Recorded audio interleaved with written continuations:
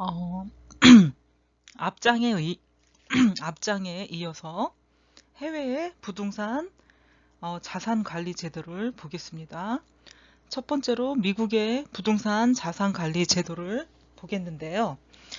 미국은 국가에서 아니면 지방정부에서 정책적으로 만든 것이 아니고 시장 요구에 따라서 자생적으로 부동산 자산 관리 제도가 발달한 나라가 되겠습니다. 그래서 부동산 자산 관리업이 가장 발달한 나라다. 자생적으로 이제 발달한 나라가 되겠고요. 상업용, 주거용 그 모두 시장의 요구에 따라서 자생적으로 발전을 했던 게 미국이라고 할 수가 있겠습니다. 시대별 자산 관리 제도를 보겠습니다. 1920년도에서 50년대까지를 보겠는데요. 1920년대는 소유주에 의해 가지고 직접 관리를 했었고요. 이때 퇴직자들이 많다 보니까 빌딩 매입을 해가지고 본인이 직접 관리를 하게 됐었어요. 또한 그 20년대 이후에 기업들은 사업을 급속하게 확장을 시키면서 임대 공간 수요가 이제 부족하게 된 거죠. 임대 공간 수요가 부족하게 되면서 건물을 이제 스스로 관리할 수가 없게 됐다 이렇게 생각을 한 거죠. 사업이 확장이 되고 임대 수요가 늘어나기 때문에 점점 빌딩들은 커지게 되죠. 그러니까 대형 빌딩들이 건축이 되면서 빌딩주 자체가 관리할 수 없겠구나 하는 거를 한계를 느꼈던 거죠. 그래서 1921년도에 빌딩 소유자 관리자 협회가 설립이 돼요. 미국에서 BOMA라고 하죠. Building Owners and Managers Association 해가지고 약자로 BOMA 빌딩 소유자 관리자 협회가 1921년도에 설립이 됩니다. 이제 30년대로 넘어가다 보면 여기 대공황이 이제 시작이 됐죠. 언제부터 시작이 됐을까요? 대공황이 1929년도부터 대공황이 시작이 됐죠. 그러면서 30년대로 넘어오면서 이 대공황으로 인해 가지고 부동산 자산 관리업이 획기적으로 성장할 수 있는 발판을 마련하게 되죠. 결국은 이 대공황이라는 거는 경제적인 상황이 나빠지다 보니까 실업, 경기 침체, 정치적, 경제적으로 이제 나빠지면서 자국의 어떤 생산자, 국내 시장 보호 정책을 쓰게 된 거죠. 그러면서 자급자족하게 되고요. 경제적인 민족주의를 주창하게 됐던 거죠.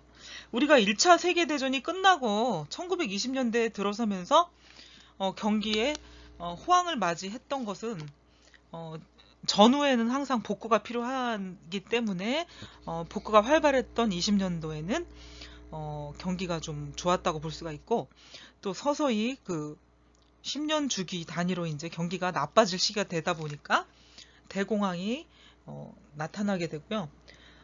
이게 이제 또 오랫동안 가다 보니까 세계 2차 대전이 일어나게 되죠. 어찌 됐건 30년대에 그 부동산 자산 관리업이 미국에서는 획기적으로 성장을 합니다. 그래서 처음에 머물렀던 게 시설 관리업이죠. FM이라고 하죠. Facility Management. 예, 그래서 이런 게 이제 시설 관리가 처음에는 건물 자산 관리에서 시작이 되고 금융기관에서 이제 대규모로 부실 자산을 인수하게 되면서 또 관리를 하게 되죠. 또한 수익성에 맞춰 가지고 경영을 하는 개념으로 바뀌게 되고요. FM에서 PM 프로퍼티 매니저먼트로 바뀌게 되는 계기가 되겠죠. 그래서 담보로 잡힌 주택이 어떤 은행이나 보험회사로 넘어가게 되면서 이 은행이나 보험회사는 자체적으로 주택 관리 부서를 두기도 하고요. 아니면 외부의 관리회사와 계약을 해가지고 주택 관리를 위탁하게 됩니다. 또한 주거용 부동산에도 자산관리의 개념이 도입되기 시작을 했죠. 그래서 임대료 수금과 유지관리비에 어떤 최소한의 비용만 지출하자 하는 그 경영 마인드가 싹트기 시작을 했죠. 전문 관리인에 대한 수요가 대폭 증가하게 됩니다. 또한 경기 회복에 따라 부동산의 소유는 금융기관에서 부동산 회사로 이전을 하게 됩니다. 또 전문적인 관리업이 성장하면서 미국에서는 1933년 부동산 관리협회가 생기게 되죠. IREM이라고 하죠. Institute of Real Estate Management가 약자로 IREM이 되겠죠. 그래서 이런 부동산 관리협회를 1933년에 미국에서 설립을 하게 됩니다. IREM은 그 36년에는 이제 교육이 시작이 돼요. 협회에서 교육이 개설이 되고 이 협회는 오늘날까지 교육과 실무와 윤리 분야를 담당을 하면서 엄격한 기준을 갖추고 합격증을 이제 교부하게 되는 거죠. 또한 38년도에는 자격제도를 도입을 해가지고 전문성을 더 강화시키게 되죠. 그리고 1940년대에 들어서 부동산 관리는 비로소 전문 관리자로서 위상을 갖추게 됩니다. 2차 세계대전 이후에는 경제 호황으로 고층 아파트와 생기게 되고 여기에 대한 수요도 증가하게 됩니다. 부동산 개발 사업이 이제 호황을 누리게 되고요. 복잡한 설비와 시설에 대한 전문적인 관리가 요구가 됐었죠. 많은 수요자들이 있게 되고 또 개발 사업이 호황으로 건물이 대형화되고 더 많이 들어서게 되겠죠. 그러다 보니까 설비, 시설에 대한 전문적인 관리가 요구가 됐었습니다. 60년대, 70년대 부동산을 한번 볼게요. 미국에. 이때 이제 미국은 리츠라는 게 도입이 됩니다. 굉장히 일찍 선진국이다 보니까 도입이 됐겠죠. 부동산 금융업이 발전을 하고 또 침체가 오고 이런 것들이 반복적으로 이제 발생이 되겠죠. 그래서 1960년대 초반에 도입이 된 리츠, 리얼 에스테이트 인베스트먼트 트러스트라는 그 증권을 발행하는 게 이제 리츠가 되겠죠. 부동산 증권. 그래서 부동산 개발 시장을 이 리츠 때문에 급속도로 큰 시장으로 팽창을 시키게 되죠. 그러니까 투자자들이 많아지고요. 투자자들이 많아질 뿐더러 이제 69년도에 10억 달러에 불과했던 리츠 투자금이 1년 만에 70년이 되겠죠. 130억 달러로 증가를 하게 됩니다. 특히 개발 사업자에게 자금을 대출해주는 대출형 리츠가 있었는데 이 수익률이 상당히 높았습니다. 그래서 이제 개발 사업자에게 자금을 대출해주고 어떤 리츠를 발행해서 돈을 빨리빨리 회수를 했겠죠. 이것은 이제 적은 자본으로도 대규모 부동산 개발이 가능했고요. 많은 금융기관, 그 다음에 투자자들이 리츠 시장에 참여를 했고, 부동산은 급속도로 이제 커지게 됐던 거죠. 그래서 이 73년에 여기까진 좋았는데, 이제 변수가 생기게 되는 거죠. 국제적으로 이제 외부에서 생긴 변수들이 생기게 되는데 1973년에 국제 원유가가 이제 상승하면서 국제적 석유 위기로 이제 시장 전반이 위축이 되죠. 위축이 되다 보니까 1973년에 154개에 달했던 리츠 회사가 75년에는 68개로 절반만 남게 되죠. 파산하거나 부도를 맞게 된 거죠. 특히 대출형 리츠는 타격이 더 심했다. 대출금리와 예금금리가 바뀌면서 대출금리가 더 낮아지고 예금금리가 높아졌다는 얘기죠. 대부분 파산을 하게 됐다는 얘기고 그래서 대출형 리츠는 수익이 큰 만큼 더 위험했겠죠. 그래서 파산이 타격이 더 심했다라고 볼 수가 있겠습니다. 그래서 이제 호황기 때 미국의 시대별 자산관리 제도를 보게 되면 호황기 때는 자산 위탁을 하게 됩니다.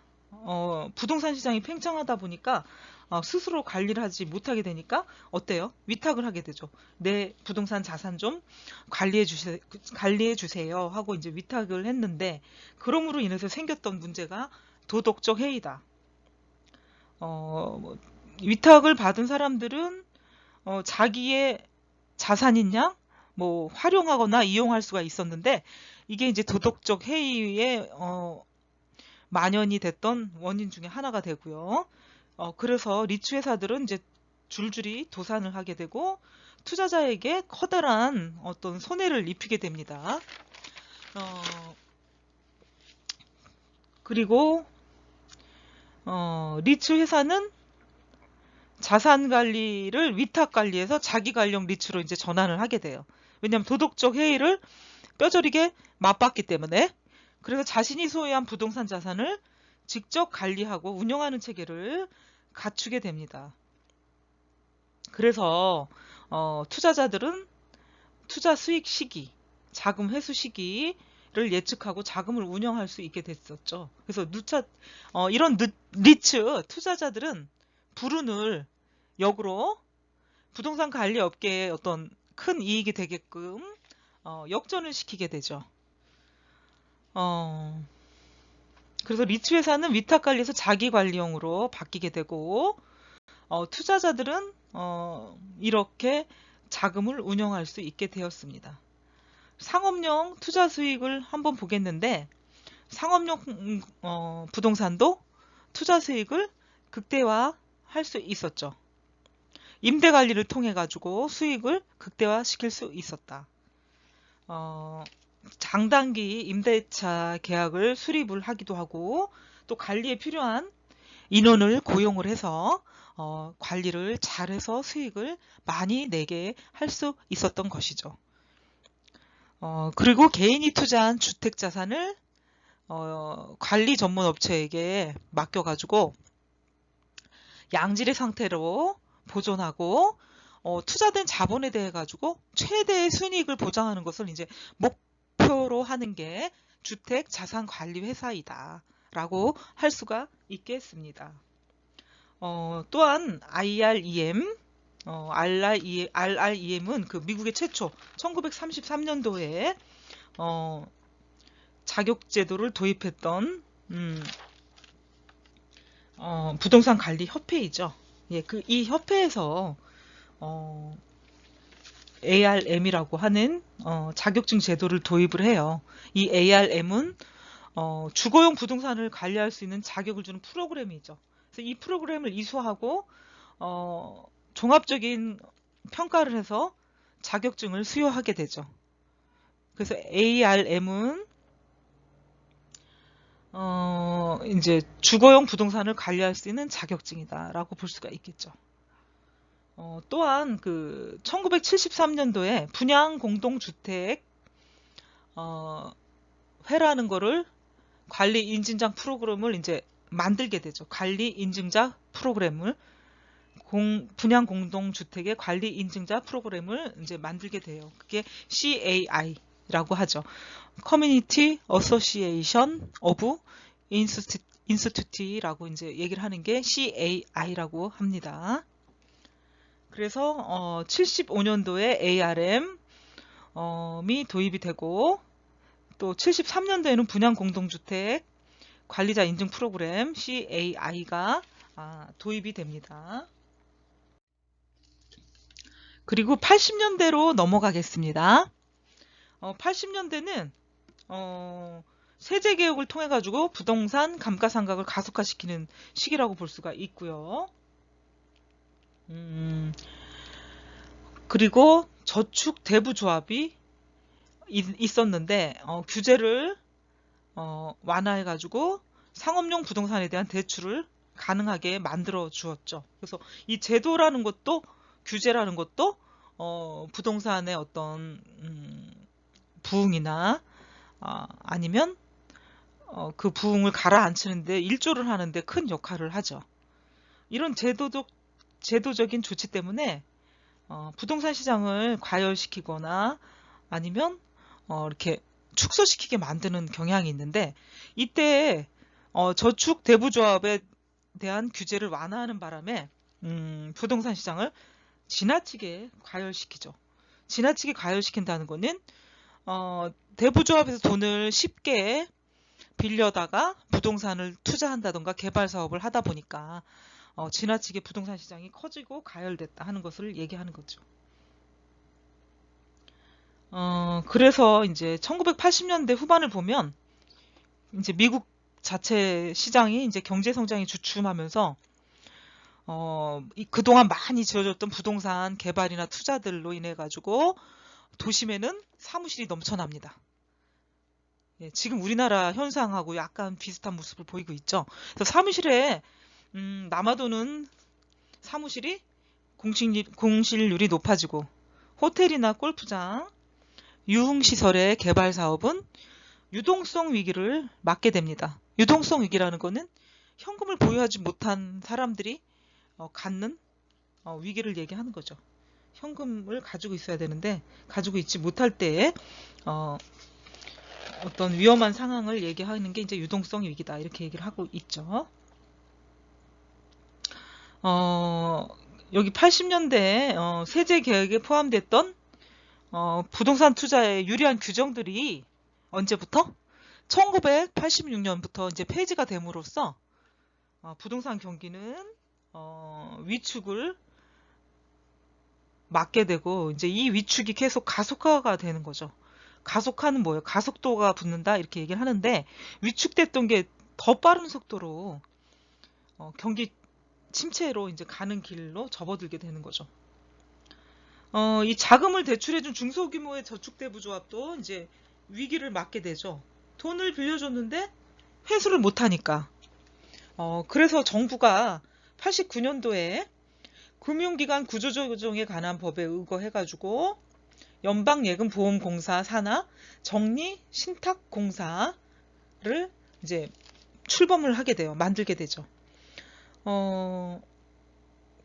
정리신탁공사가 하는 일은 파산한 저축대부조합의 자산을 처분하고요. 회생 가능한 저축기관들을 관리하고 감독한다. 이런 역할을 연방예금보험공사 산하의 정리신탁공사가 하는 일이 되겠습니다. 부실해졌으니까. 그래서 엄청난 양의 그 상업용 부동산 대출 채권을 빠른 시일 내에 이제 회수해서 매각하는 업무를 하기도 하고요. 또한 부실 채권과 부실 부동산 자산을 어떻게 처리할까 하는 처리 방법으로 이용되는 워크아웃 전략을 구사하기도 했죠.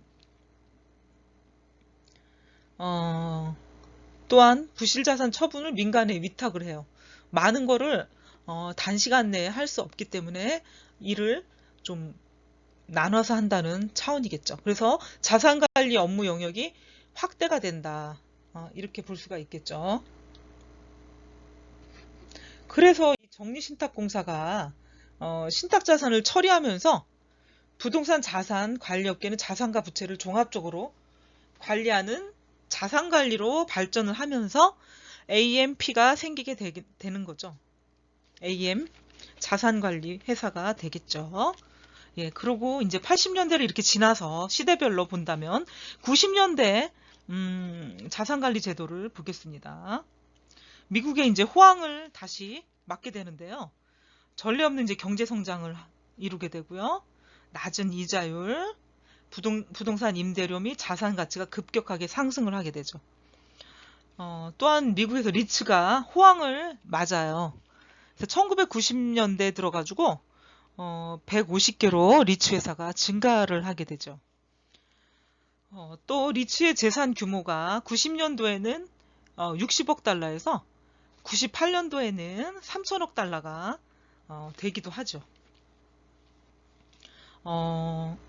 주거용 리츠 개발은 임대주택에 투자를 대거 유치를 했고, 또 임대차 관리, 인적 자원 관리, 예산 작성, 투자물의 가치를 증가시키는데 어떤 필요한 기술, 테크닉을 잘 알고 있었기 때문에 이렇게 훈련을 받은 주거 자산 관리 전문가에게 대한 이런 수요가 증가할 수밖에 없죠. 훈련을 받은 전문가의 수요가 지속적으로 증가할 수밖에 없었다. 리츠 시장의 어떤 호황은 부동산 회사의 발전에 커다란 기여를 했는데, 우리나라는 리츠가 1989년 법이 제정되고 2000년도부터 도입이 돼서 리츠를 운영하게 됐었죠. 그러니까 굉장히 시간차가 있다 하는 걸 알 수가 있겠죠. 60년도에 리츠가 미국은 만들어졌기 때문에 그동안의 많은 과정을 거치면서 90년대는 이렇게 안정기에 접어들게 되는 것이겠죠. 전국적인 부동산 서비스 회사로 성장을 하게 되고요. 임대 전문 회사들이 공격적으로 이제 인수를 해서 임대부터 컨설팅, 자산 관리에 이르는 아주 중요한 부동산 관련 종합 서비스를 제공을 하게 됩니다. 90년대에 와서는. 그래서 이런 부동산 회사들이 기업으로 합병하고 자산 유동화를 통해 가지고 회사 규모를 점점 더 키우고, 이렇게 키우면서 서비스를 전문화시키죠. 그래서 이렇게 90년도에는 부동산 종합 서비스 회사가 이제 성장하는 시기라고 볼 수 있겠습니다. 2000년도에 이제 미국의 부동산 자산 관리 제도를 보면 계속적으로 이제 기업이 커 나가고 하는 과정 중에 이제 기업의 인수 합병들이 계속돼 가고 있습니다. 2003년도에 이제 CBRE라는 회사는 인사이니 파이낸셜 그룹을 인수를 하게 되고요. 2006년도에는 트레몰 크라우 컴퍼니가 TCC를 인수 합병을 합니다. 또한 2008년도 계속 인수 합병 작업이 이루어지고 있는데, 존스랑 라살이라는 회사가 독일 회사죠. 스트라우바우 회사를 인수하게 되죠. 그래서 대형 부동산 자산 관리 회사들이 중소업체를 인수하고, 부동산 자산 관리는 대형화, 종합화, 세계화를 이제 지향하게 되면서 자국의 어떤 부동산 관리 회사로서만 만족하는 게 아니라 세계적으로 이제 진출을 하게 되죠. 또한 자산 관리의 핵심이 서비스 제공을 했었다면 이제는 솔루션 제공으로까지 이동을 하기 시작했습니다. 2000년대에 이렇게 많이 컸던 미국의 부동산 자산 관리 회사들은 2010년 이후에는 어떻게 변했나 한번 보도록 하겠습니다. 부동산 자산 관리는 그 경제 상황의 변화에 따라서 부동산에 미치는 영향력이 앞장에 초점을 이어서 맞출 수가 있다, 이렇게 해외의 얘기하죠. 부동산 경제 상황의 자산 변화에 관리 따라서 제도를 보겠습니다. 부동산 관리에 어떤 첫 번째로 영향을 미치는가 미국의 하는 걸 알 부동산 수가 자산 있는데, 관리 제도를 보겠는데요. 최근에는 우리가 미국은 소셜 미디어 또 다양한 국가에서 매체들을 통해 아니면 가지고 온라인 지방 마케팅 정부에서 정책적으로 기술을 가지고 만든 것이 아니고 소비자들에게 시장 요구에 접근을 따라서 하게 되겠죠. 자생적으로 우리나라도 마찬가지죠. 부동산 이건 이제 세계화가 자산 되다 관리 보니까 제도가 인터넷의 세계화가 발달한 나라가 이런 되겠습니다. 그 2010년대 이후에 바뀐 모습을 부동산 자산 관리업이 부동산 관리 가장 발달한 나라다. 자생적으로 이제 발달한 적용이 나라가 되는 되겠고요. 것이죠. 상업용, 또한 지속 주거용 가능성의 모두 영향. 시장의 요구에 따라서 기업은 자생적으로 발전을 세워지면 했던 게 1년, 2년, 미국이라고 5년만 할 수가 있겠습니다. 운영을 하다가 없어지거나 망하는 게 시대별 아니라 자산 관리 제도를 보겠습니다. 최대한 오랜 동안 수명을 1920년대에서 유지하고 싶은 게 50년대까지를 기업을 설립하는 사람의 1920년대는 기업가 정신이나 목적이 될 수 의해 있는 가지고 거죠. 지속 가능한 직접 키우고 싶은 관리를 했었고요. 생각 이런 역량이 있다고 이때 봅니다. 퇴직자들이 많다 또한 보니까 임차인을 최우선으로 빌딩 매입을 해가지고 자산의 어떤 본인이 직접 상태를 관리를 유지하는 하게 기술에 됐었어요. 초점이 모아지는 경향이 있다. 또한 임차인 그 구하기가 20년대 쉽지가 이후에 그래서 기업들은 최우선으로 생각을 사업을 하고 급속하게 자산의 어떤 시키면서 가치를 임대 더 공간 수요가 좋게 이제 하려는데 부족하게 된 맞추고 거죠. 있다 하는 거를 얘기하고 있습니다. 임대 공간 수요가 부족하게 그래서 되면서 이제 2010년대 이후까지 미국의 건물을 자산 관리 제도를 이제 스스로 시대별로 관리할 수가 없게 됐다 이렇게 생각을 한 거죠. 여러분들하고 같이 공부를 해보았습니다. 사업이 확장이 되고 임대 수요가 늘어나기 때문에 점점 빌딩들은 커지게 되죠. 그러니까 대형 빌딩들이 건축이 되면서 빌딩주 자체가 관리할 수 없겠구나 하는 거를 한계를 느꼈던 거죠. 그래서 1921년도에 빌딩 소유자 관리자 협회가 설립이 돼요. 미국에서 BOMA라고 하죠. Building Owners and Managers Association 해가지고 약자로 BOMA 빌딩 소유자 관리자 협회가 1921년도에 설립이 됩니다.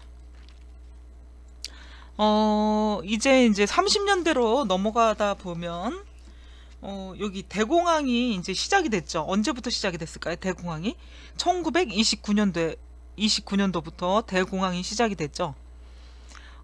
그러면서 30년대로 넘어오면서 이 대공황으로 인해 가지고 부동산 자산 관리업이 획기적으로 성장할 수 있는 발판을 마련하게 되죠.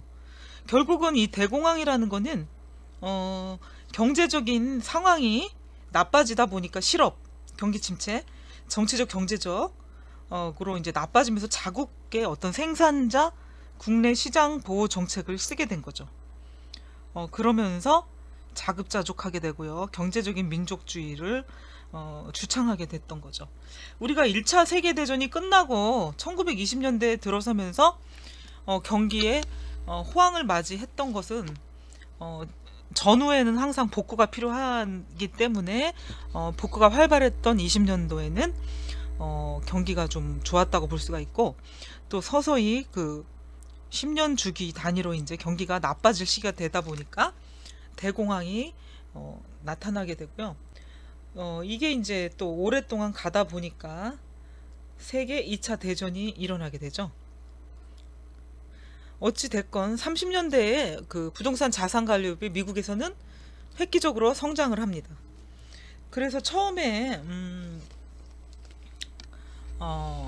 머물렀던 게 시설 관리업이죠. FM이라고 하죠. Facility Management. 예, 그래서 이런 게 이제 시설 관리가 처음에는 건물 자산 관리에서 시작이 되고, 금융기관에서 이제 대규모로 부실 자산을 인수하게 되면서 또 관리를 하게 되죠. 또한 수익성에 맞춰 가지고 경영을 하는 개념으로 바뀌게 되고요. FM에서 PM 프로퍼티 매니저먼트로 바뀌게 되는 계기가 되겠죠. 그래서 담보로 잡힌 주택이 어떤 은행이나 보험회사로 넘어가게 되면서 이 은행이나 보험회사는 자체적으로 주택 관리 부서를 두기도 하고요. 아니면 외부의 관리회사와 계약을 해가지고 주택 관리를 위탁하게 됩니다. 또한 주거용 부동산에도 자산관리의 개념이 도입되기 시작을 했죠. 그래서 임대료 수금과 유지관리비에 어떤 최소한의 비용만 지출하자 하는 그 경영 마인드가 싹트기 시작을 했죠. 전문 관리인에 대한 수요가 대폭 증가하게 됩니다. 또한 경기 회복에 따라 부동산의 소유는 금융기관에서 부동산 회사로 이전을 하게 됩니다. 또 전문적인 관리업이 성장하면서 미국에서는 1933년 부동산 관리 협회가 생기게 되죠. IREM이라고 하죠. Institute of Real Estate Management가 약자로 IREM이 되겠죠. 그래서 이런 부동산 관리 협회를 1933년에 미국에서 설립을 하게 됩니다. IREM은 그 36년에는 이제 교육이 시작이 돼요. 협회에서 교육이 개설이 되고, 이 협회는 오늘날까지 교육과 실무와 윤리 분야를 담당을 하면서 엄격한 기준을 갖추고 합격증을 이제 교부하게 되는 거죠. 또한 38년도에는 자격 제도를 도입을 해가지고 전문성을 더 강화시키게 되죠. 그리고 1940년대에 들어서 부동산 관리는 비로소 전문 관리자로서 위상을 갖추게 됩니다. 2차 세계대전 이후에는 경제 호황으로 고층 아파트와 고층 사무실이 생기게 되고 여기에 대한 수요도 증가하게 됩니다. 부동산 개발 사업이 이제 호황을 누리게 되고요. 복잡한 설비와 시설에 대한 전문적인 관리가 요구가 됐었죠. 많은 수요자들이 있게 되고 또 개발 사업이 호황으로 건물이 대형화되고 더 많이 들어서게 되겠죠. 그러다 보니까 설비, 시설에 대한 전문적인 관리가 요구가 됐었습니다. 60년대, 70년대 부동산을 한번 볼게요. 미국에 이때 이제 미국은 리츠라는 게 도입이 됩니다. 굉장히 일찍 선진국이다 보니까 도입이 됐겠죠. 부동산 금융업이 발전을 하고 또 침체가 오고 이런 것들이 반복적으로 이제 발생이 되겠죠. 그래서 1960년대 초반에 도입이 된 리츠, 리얼 에스테이트 인베스트먼트 트러스트라는 그 증권을 발행하는 게 이제 리츠가 되겠죠. 부동산 증권. 그래서 부동산 개발 시장을 이 리츠 때문에 급속도로 큰 시장으로 팽창을 시키게 되죠. 그러니까 투자자들이 많아지고요. 투자자들이 많아질 뿐더러 이제 69년도에 10억 달러에 불과했던 리츠 투자금이 1년 만에 70년이 되겠죠. 130억 달러로 증가를 하게 됩니다. 특히 개발 사업자에게 자금을 대출해주는 대출형 리츠가 있었는데 이 수익률이 상당히 높았습니다. 그래서 이제 개발 사업자에게 자금을 대출해주고 어떤 리츠를 발행해서 돈을 빨리빨리 회수를 했겠죠. 이것은 이제 적은 자본으로도 대규모 부동산 개발이 가능했고요. 많은 금융기관, 그 다음에 투자자들이 리츠 시장에 참여를 했고, 부동산은 급속도로 이제 커지게 됐던 거죠. 그래서 이 73년에 여기까진 좋았는데, 이제 변수가 생기게 되는 거죠. 국제적으로 이제 외부에서 생긴 변수들이 생기게 되는데 1973년에 국제 원유가가 이제 상승하면서 국제적 석유 위기로 이제 시장 전반이 위축이 되죠. 위축이 되다 보니까 1973년에 154개에 달했던 리츠 회사가 75년에는 68개로 절반만 남게 되죠. 파산하거나 부도를 맞게 된 거죠. 특히 대출형 리츠는 타격이 더 심했다. 대출금리와 예금금리가 바뀌면서 대출금리가 더 낮아지고 예금금리가 높아졌다는 얘기죠. 대부분 파산을 하게 됐다는 얘기고, 그래서 대출형 리츠는 수익이 큰 만큼 더 위험했겠죠. 그래서 파산이 타격이 더 심했다라고 볼 수가 있겠습니다. 그래서 이제 호황기 때 미국의 시대별 자산관리 제도를 보게 되면 호황기 때는 자산 위탁을 하게 됩니다. 부동산 시장이 팽창하다 보니까 스스로 관리를 하지 못하게 되니까 어때요? 위탁을 하게 되죠. 내 부동산 자산 좀 관리해 주세요 하고 이제 위탁을 했는데, 그럼으로 인해서 생겼던 문제가 도덕적 해이다. 위탁을 받은 사람들은 자기의 자산인 양 뭐 활용하거나 이용할 수가 있었는데, 이게 이제 도덕적 해이에 만연이 됐던 원인 중에 하나가 되고요. 그래서 리츠 회사들은 이제 줄줄이 도산을 하게 되고 투자자에게 커다란 어떤 손해를 입히게 됩니다. 그리고 리츠 회사는 자산 관리를 위탁 관리에서 자기 관리형 리츠로 이제 전환을 하게 돼요. 왜냐하면 도덕적 해이를 뼈저리게 맛봤기 때문에. 그래서 자신이 소유한 부동산 자산을 직접 관리하고 운영하는 체계를 갖추게 됩니다. 그래서 투자자들은 투자 수익 시기, 자금 회수 시기를 예측하고 자금을 운영할 수 있게 됐었죠. 그래서 이런 리츠 투자자들은 불운을 역으로 부동산 관리 업계에 어떤 큰 이익이 되게끔 역전을 시키게 되죠. 그래서 리츠 회사는 위탁 관리에서 자기 관리형으로 바뀌게 되고, 투자자들은 이렇게 자금을 운영할 수 있게 되었습니다. 상업용 투자 수익을 한번 보겠는데, 상업용 부동산도 투자 수익을 극대화할 수 있었죠. 임대 관리를 통해 가지고 수익을 극대화시킬 수 있었다. 장단기 임대차 계약을 수립을 하기도 하고, 또 관리에 필요한 인원을 고용을 해서 관리를 잘해서 수익을 많이 내게 할 수 있었던 것이죠. 그리고 개인이 투자한 주택 자산을 관리 전문 업체에게 맡겨가지고 양질의 상태로 보존하고 투자된 자본에 대해 가지고 최대의 순이익을 보장하는 것을 이제 목표로 하는 게 주택 자산 관리 회사이다 라고 할 수가 있겠습니다. 또한 RREM은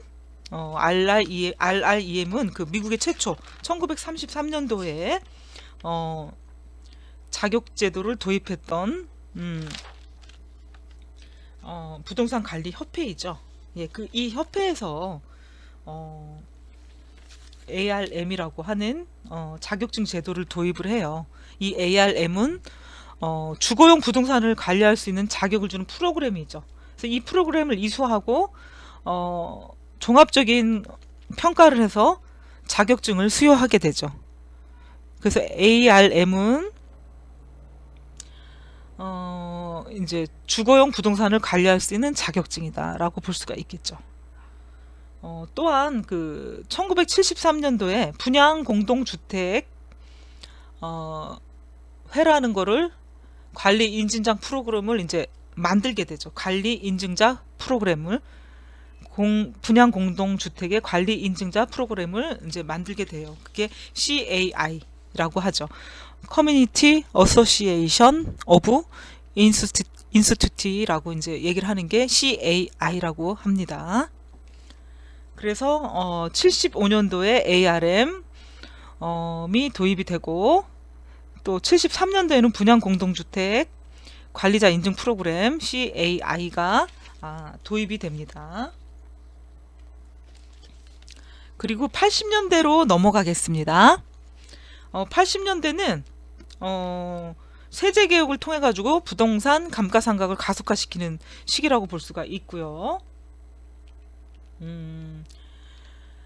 그리고 저축 대부 조합이 있었는데 규제를 완화해 가지고 상업용 부동산에 대한 대출을 가능하게 만들어 주었죠. 그래서 이 제도라는 것도, 규제라는 것도 부동산의 어떤 부흥이나 아니면 그 부흥을 가라앉히는데, 일조를 하는데 큰 역할을 하죠. 이런 제도적인 조치 때문에 부동산 시장을 과열시키거나 아니면 이렇게 축소시키게 만드는 경향이 있는데, 이때 저축 대부조합에 대한 규제를 완화하는 바람에 부동산 시장을 지나치게 과열시키죠. 지나치게 과열시킨다는 거는 대부조합에서 돈을 쉽게 빌려다가 부동산을 투자한다던가 개발 사업을 하다 보니까 지나치게 부동산 시장이 커지고 가열됐다 하는 것을 얘기하는 거죠. 그래서 이제 1980년대 후반을 보면 이제 미국 자체 시장이 이제 경제 성장이 주춤하면서 그동안 많이 지어졌던 부동산 개발이나 투자들로 인해 가지고 도심에는 사무실이 넘쳐납니다. 예, 지금 우리나라 현상하고 약간 비슷한 모습을 보이고 있죠. 그래서 사무실에 남아도는 사무실이 공실률이 높아지고, 호텔이나 골프장, 유흥시설의 개발 사업은 유동성 위기를 맞게 됩니다. 유동성 위기라는 거는 현금을 보유하지 못한 사람들이 갖는 위기를 얘기하는 거죠. 현금을 가지고 있어야 되는데 가지고 있지 못할 때에 어떤 위험한 상황을 얘기하는 게 이제 유동성 위기다, 이렇게 얘기를 하고 있죠. 여기 80년대 세제 개혁에 포함됐던 부동산 투자에 유리한 규정들이 언제부터? 1986년부터 이제 폐지가 됨으로써 부동산 경기는 위축을 맞게 되고, 이제 이 위축이 계속 가속화가 되는 거죠. 가속화는 뭐예요? 가속도가 붙는다, 이렇게 얘기를 하는데, 위축됐던 게 더 빠른 속도로 경기 침체로 이제 가는 길로 접어들게 되는 거죠. 이 자금을 대출해준 중소규모의 저축대부조합도 이제 위기를 맞게 되죠.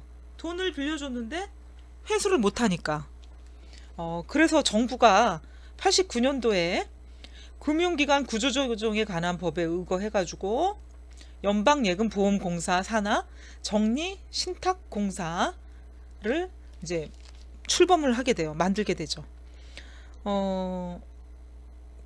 정리신탁공사가 하는 일은 파산한 저축대부조합의 자산을 처분하고요, 회생 가능한 저축기관들을 관리하고 감독한다. 이런 역할을 연방예금보험공사 산하의 정리신탁공사가 하는 일이 되겠습니다. 부실해졌으니까. 그래서 엄청난 양의 그 상업용 부동산 대출 채권을 빠른 시일 내에 이제 회수해서 매각하는 업무를 하기도 하고요. 또한 부실 채권과 부실 부동산 자산을 어떻게 처리할까 하는 처리 방법으로 이용되는 워크아웃 전략을 구사하기도 했죠. 또한 부실 자산 처분을 민간에 위탁을 해요. 많은 거를 단시간 내에 할 수 없기 때문에 일을 좀 나눠서 한다는 차원이겠죠. 그래서 자산관리 업무 영역이 확대가 된다, 이렇게 볼 수가 있겠죠.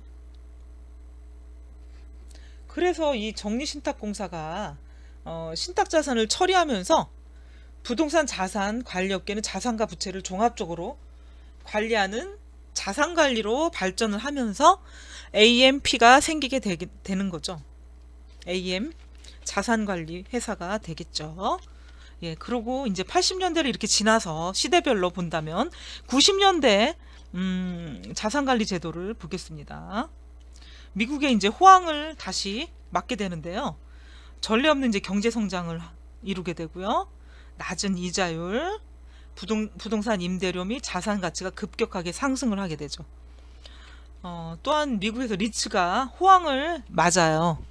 그래서 1990년대에 들어가지고 150개로 리츠 회사가 증가를 하게 되죠.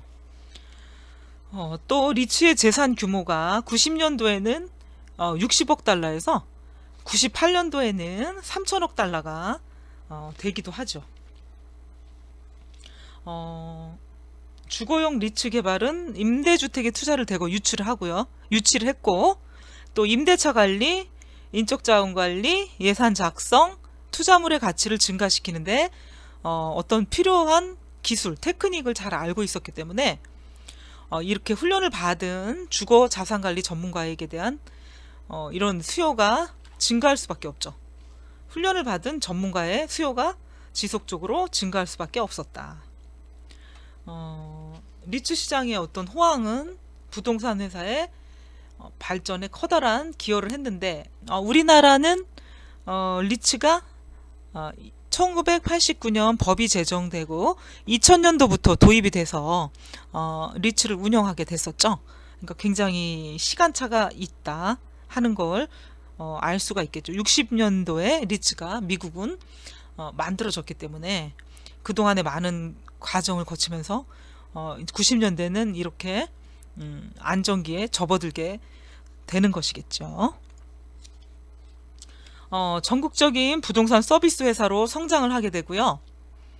임대 전문 회사들이 공격적으로 이제 인수를 해서 임대부터 컨설팅, 자산 관리에 이르는 아주 중요한 부동산 관련 종합 서비스를 제공을 하게 됩니다. 90년대에 와서는. 그래서 이런 부동산 회사들이 기업으로 합병하고 자산 유동화를 통해 가지고 회사 규모를 점점 더 키우고, 이렇게 키우면서 서비스를 전문화시키죠. 그래서 이렇게 90년도에는 부동산 종합 서비스 회사가 이제 성장하는 시기라고 볼 수 있겠습니다. 2000년도에 이제 미국의 부동산 자산 관리 제도를 보면 계속적으로 이제 기업이 커 나가고 하는 과정 중에 이제 기업의 인수 합병들이 계속돼 가고 있습니다. 2003년도에 이제 CBR이라는 회사는 인사이니 파이낸셜 그룹을 인수를 하게 되고요. 2006년도에는 트레몰 크라우 컴퍼니가 TCC를 인수 합병을 합니다. 또한 2008년도 계속 인수 합병 작업이 이루어지고 있는데, 존스랑 라살이라는 회사가 독일 회사죠. 스트라우바우 회사를 인수하게 되죠. 그래서 대형 부동산 자산 관리 회사들이 중소업체를 인수하고, 부동산 자산 관리는 대형화, 종합화, 세계화를 이제 지향하게 되면서 자국의 어떤 부동산 관리 회사로서만 만족하는 게 아니라 세계적으로 이제 진출을 하게 되죠. 또한 자산 관리의 핵심이 서비스 제공을 했었다면 이제는 솔루션 제공으로까지 이동을 하기 시작했습니다. 2000년대에 이렇게 많이 컸던 미국의 부동산 자산 관리 회사들은 2010년 이후에는 어떻게 변했나 한번 보도록 하겠습니다. 부동산 자산 관리는 그 경제 상황의 변화에 따라서 부동산에 미치는 영향력이 이제 초점을 맞출 수가 있다, 이렇게 얘기를 하죠. 경제 상황의 변화에 따라서 부동산 관리에 어떤 영향을 미치는가 하는 걸 알 수가 있는데, 최근에는 우리가 소셜 미디어 또 다양한 매체들을 통해 가지고 온라인 마케팅 기술을 가지고 소비자들에게 접근을 하게 되겠죠. 우리나라도 마찬가지죠. 이거 이제 세계화가 되다 보니까 인터넷의 세계화가 아마 이런 그 2010년대 이후에 바뀐 모습을 부동산 관리 업체에게도 이제 적용이 되는 것이죠. 또한 지속 가능성의 역량. 기업은 세워지면 1년, 2년, 5년만 운영을 하다가 없어지거나 망하는 게 아니라 최대한 오랜 동안 수명을 유지하고 싶은 게 이제 기업을 설립한 사람의 또 기업가 정신이나 목적이 될 수도 있는 거죠. 지속 가능한 기업으로 키우고 싶은 생각, 이런 역량이 있다고 봅니다. 또한 임차인을 최우선으로 자산의 어떤 상태를 유지하려는 기술에 초점이 모아지는 경향이 있다. 임차 인구하기가 쉽지가 않죠. 그래서 최우선으로 생각을 하고 자산의 어떤 가치를 더 좋게 하려는데 초점을 맞추고 있다 하는 거를 얘기하고 있습니다. 그래서 이제 2010년대 이후까지 미국의 자산 관리 제도를 시대별로 여러분들하고 같이 공부를 해 보았습니다. 두 번째는 이제 미국의 부동산 자산 관리 제도 중에 그동안의 역사적인 제도를 봤다면 이제 자격 제도가 어떤 게 있나 하는 걸 한번 보도록 하겠습니다.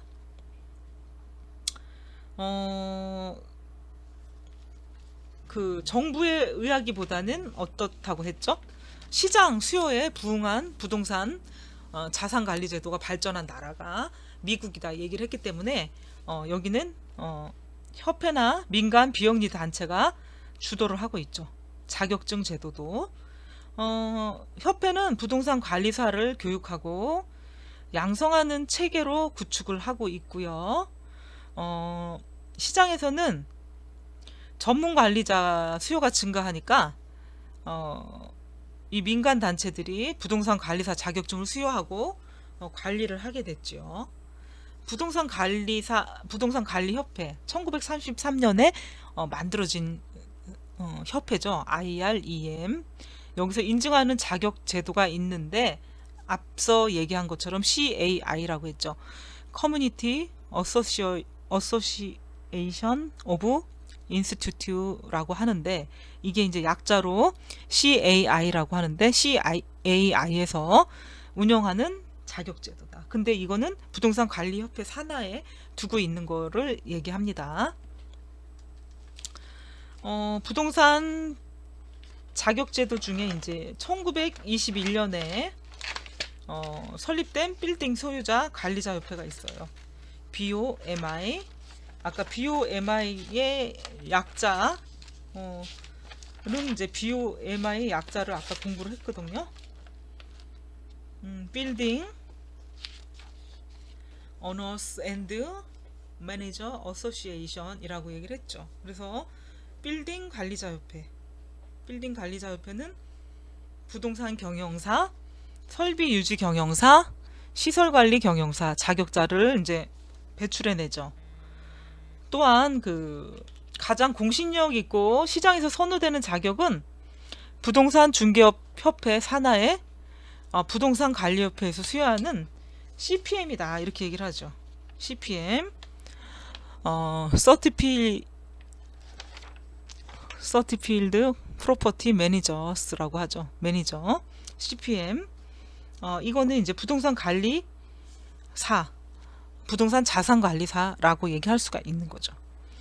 CPM은 현재 IREM에서 인정하는 어떤 부동산 관리 업무에 종사하는 자에 한해 가지고 그 지원 자격을 부여하고 있다라고 알 수가 있겠고요. 그 다음에 IREM에서 꼭 제공되는 교육과정을 수료해야 한다. 뿐만 아니라 ARM은 주거용 부동산 관리 분야의 전문가를 위한 프로그램이다. 그리고 이 ARM이 되기 위해서는 IREM에서 실시하는 교육 학점을 취득하고요. 자격시험에 통과를 한 후 윤리계약에 서명을 하고요. 최소한 1개 단지 이상에서 현장 경험을 해야 합니다. 그래야지 ARM이 되는 것이지요. 그러니까 이렇게 민간에서 자격증을 주고 또 부동산 전문 관리자를 배출하는 것도 아주 냉정하고 까다롭게 종합적으로 평가를 하게 되는 게 미국의 부동산 관리 자격 제도입니다. 마지막으로 미국의 주택관리사 제도는 1973년도에 분양공동주택협회가 조직을 하게 되는데 이거는 이제 분양공동주택에 관련된 전국규모 단체가 되겠고요. 또 95년도에는 분양아파트 권리자 인증 프로그램을 만들어 가지고 이제 운영을 하게 됩니다. 첫째, 둘째로 이제 나눠볼 수가 있겠는데, CMCA는 주택관리 업무를 해보지 못한 사람이 취득할 수 있는 자격증이다. 시험을 합격하고 나서 2년 동안 16시간 이상의 교육을 수료해야 하고요. 그래야만 자격증을 취득할 수 있어요. 자격증을 취득하고 나서도 2년마다 자격증 인증을 받아야 하고요. CMCA는 반드시 CAI의 회원일 필요는 없지만 CAI의 작업 수행 기준을 꼭 지켜야 한다. 이렇게 얘기하고 있는 게 CMCA이다. 이렇게 얘기를 할 수가 있겠고요. 두 번째는 AMS. AMS는 CMCA 자격증 갖고 있고요. 2년 이상 분양 아파트 관리 경험이 있는 주택관리자만이 응시할 수 있는 어떤 상위 자격증이 되겠죠. AMS는요. AMS를 취득하기 위해 가지고 요 해당 시험에 합격을 하고 교육학점을 이수해야 된다. 그리고 이거 AMS를 취득하려면은 반드시 CAI의 회원으로 가입을 해야 하고, CMCA는 반드시 회원으로 가입을 하지 않아도 됐었죠. 근데 CAI의 회원으로 반드시 가입을 해야 되는 거는 AMS이죠. 그래서 본격적으로 관리자로서 전문가로 어떤 위치에 서게 되는 게 AMS라고 볼 수가 있겠습니다. AMS는 자격을 유지하기 위해서 3년에 한 번씩 CAI에서 주최하는 자격 인증 교육을 받아야 합니다. 그래서 미국의 어떤 부동산 자격증 제도를 알아볼 수 있었습니다. 그러면 미국의 부동산 자격증 제도에 의해서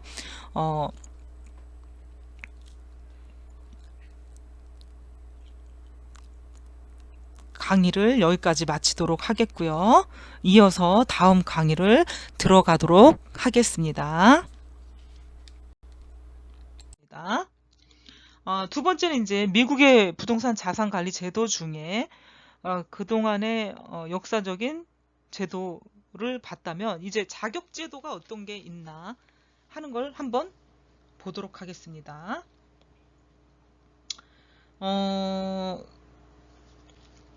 그 정부에 의하기보다는 어떻다고 했죠? 시장 수요에 부응한 부동산 자산 관리 제도가 발전한 나라가 미국이다 얘기를 했기 때문에 여기는 협회나 민간 비영리 단체가 주도를 하고 있죠. 자격증 제도도 협회는 부동산 관리사를 교육하고 양성하는 체계로 구축을 하고 있고요. 시장에서는 전문 관리자 수요가 증가하니까 이 민간 단체들이 부동산 관리사 자격증을 수여하고 관리를 하게 됐죠. 부동산 관리협회 1933년에 만들어진 협회죠. IREM. 여기서 인증하는 자격 제도가 있는데 앞서 얘기한 것처럼 CAI라고 했죠. Community Association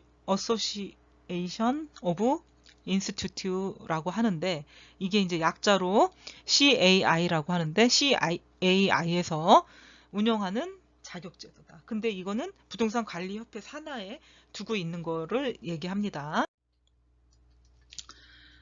부동산 자격제도 중에 이제 1921년에 설립된 빌딩 소유자 관리자 협회가 있어요. BOMI. 아까 BOMI의 약자, 는 이제 BOMI의 약자를 아까 공부를 했거든요. Building Owners and Manager Association이라고 얘기를 했죠. 그래서 빌딩 관리자협회. 빌딩 관리자협회는 부동산 경영사, 설비 유지 경영사, 시설 관리 경영사 자격자를 이제 배출해내죠.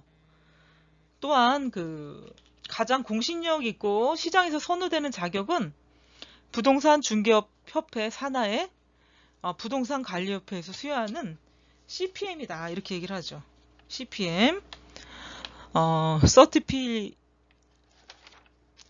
Certified Property Managers라고 하죠. 매니저, CPM. 이거는 이제 부동산 관리사, 부동산 자산관리사라고 얘기할 수가 있는 거죠. CPM은 현재 IREM에서 인정하는 어떤 부동산 관리 업무에 종사하는 자에 한해 가지고 그 지원 자격을 부여하고 있다라고 알 수가 있겠고요. 그 다음에 IREM에서 꼭 제공되는 교육과정을 수료해야 한다. 뿐만 아니라 ARM은 주거용 부동산 관리 분야의 전문가를 위한 프로그램이다. 그리고 이 ARM이 되기 위해서는 IREM에서 실시하는 교육 학점을 취득하고요. 자격시험에 통과를 한 후 윤리계약에 서명을 하고요. 최소한 1개 단지 이상에서 현장 경험을 해야 합니다. 그래야지 ARM이 되는 것이죠. 그러니까 이렇게 민간에서 자격증을 주고 또 부동산 전문 관리자를 배출하는 것도 아주 냉정하고 까다롭게 종합적으로 평가를 하게 되는 게 미국의 부동산 관리 자격 제도입니다. 마지막으로 미국의 주택관리사 제도는 1973년도에 분양공동주택협회가 조직을 하게 되는데 이거는 이제 분양공동주택에 관련된 전국 규모 단체가 되겠고요. 또 95년도에는 분양 아파트 권리자 인증 프로그램을 만들어 가지고 이제 운영을 하게 됩니다. 첫째, 둘째로 이제 나눠볼 수가 있겠는데, CMCA는 주택관리 업무를 해보지 못한 사람이 취득할 수 있는 자격증이다. 시험을 합격하고 나서 2년 동안 16시간 이상의 교육을 수료해야 하고요. 그래야만 자격증을 취득할 수 있어요. 자격증을 취득하고 나서도 2년마다 자격증 인증을 받아야 하고요. CMCA는 반드시 CAI의 회원일 필요는 없지만 CAI의 작업 수행 기준을 꼭 지켜야 한다. 이렇게 얘기하고 있는 게 CMCA이다. 이렇게 얘기를 할 수가 있겠고요. 두 번째는 AMS. AMS는 CMCA 자격증 갖고 있고요. 2년 이상 분양 아파트 관리 경험이 있는 주택관리자만이 응시할 수 있는 어떤 상위 자격증이 되겠죠. AMS는요. AMS를 취득하기 위해 가지고 요 해당 시험에 합격을 하고 교육학점을 이수해야 된다. 그리고 이거 AMS를 취득하려면은 반드시 CAI의 회원으로 가입을 해야 하고 CMCA는 반드시 회원으로 가입을 하지 않아도 됐었죠. 근데 CAI의 회원으로 반드시 가입을 해야 되는 거는 AMS이죠. 그래서 본격적으로 관리자로서 전문가로 어떤 위치에 서게 되는 게 AMS라고 볼 수가 있겠습니다. AMS는 자격을 유지하기 위해서 3년에 한 번씩 CAI에서 주최하는 자격인증 교육을 받아야 합니다. 그래서 미국의 어떤 부동산 자격증 제도를 알아볼 수 있었습니다. 그러면 미국의 부동산 자격증 제도에 의해서